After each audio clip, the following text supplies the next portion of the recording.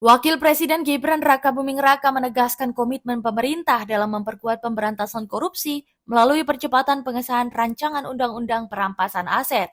Menurutnya, regulasi tersebut penting untuk melindungi aset negara, menjaga uang rakyat, serta memperkuat tata kelola pemerintahan yang bersih dan berintegritas. Hari ini kita bicara tentang sebuah fenomena yang menjadi hambatan terbesar dalam kemajuan pembangunan, yaitu korupsi. Korupsi adalah kejahatan luar biasa yang tidak hanya menghambat pertumbuhan ekonomi, tapi juga menciptakan ketidakpastian iklim investasi, menurunkan kualitas layanan publik, dan lebih berat lagi, merugikan masyarakat secara luas. Kita semua harus menyadari bahwa anggaran negara, anggaran daerah yang berasal dari pajak yang dibayar oleh masyarakat Indonesia harus dipergunakan setiap rupiahnya untuk kepentingan dan kesejahteraan masyarakat. Berdasarkan data dari ICW selama periode 2013 sampai 2022, potensi kerugian negara akibat korupsi mencapai 238 triliun rupiah. Dan berdasarkan kasus yang ditangani kejaksaan, potensi kerugian negara akibat korupsi di tahun 2024 mencapai 310 triliun rupiah.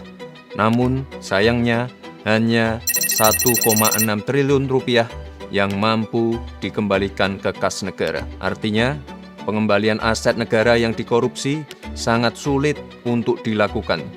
Dan lebih dari 90% menguap begitu saja. Bahkan justru tetap bisa dinikmati oleh pelaku dan kerabat pelaku.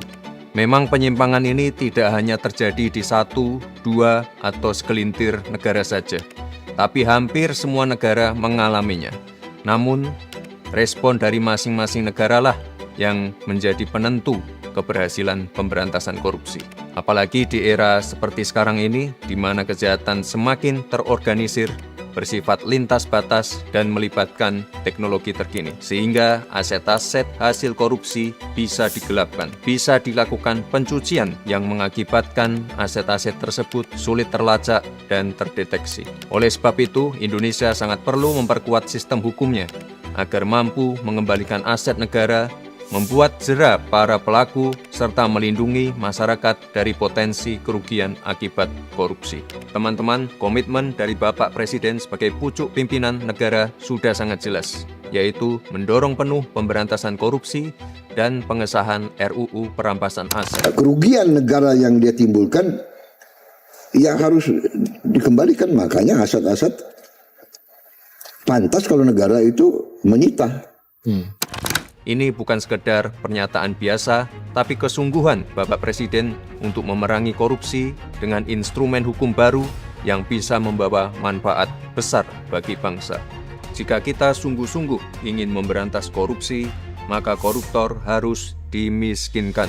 Para koruptor harus tahu bahwa kejahatan korupsi bukan hanya membuat mereka harus tidur di balik jeruji besi, tapi negara juga dapat mengambil kembali semua harta yang mereka curi.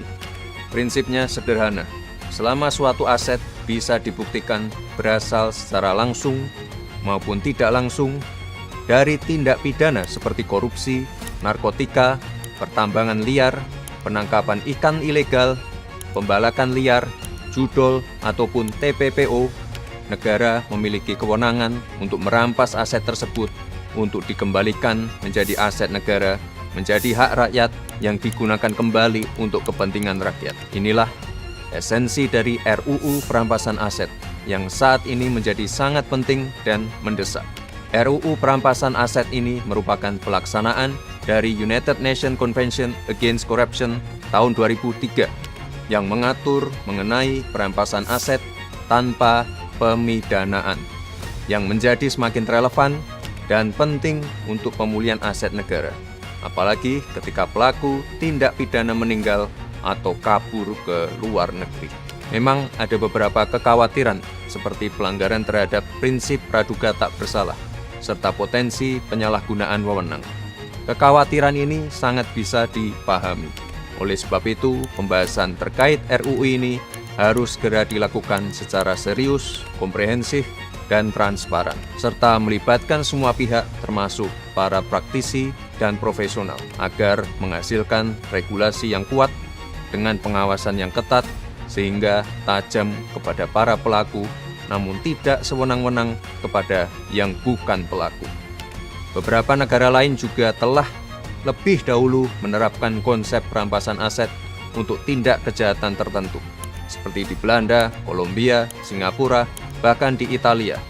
Villa-villa mewah milik mafia disita dan diubah menjadi sekolah serta pusat kegiatan sosial. Pengalaman negara lain tentu bisa kita jadikan masukan agar RUU perampasan aset bisa efektif mengembalikan aset negara dan tidak menjadi instrumen yang bisa disalahgunakan.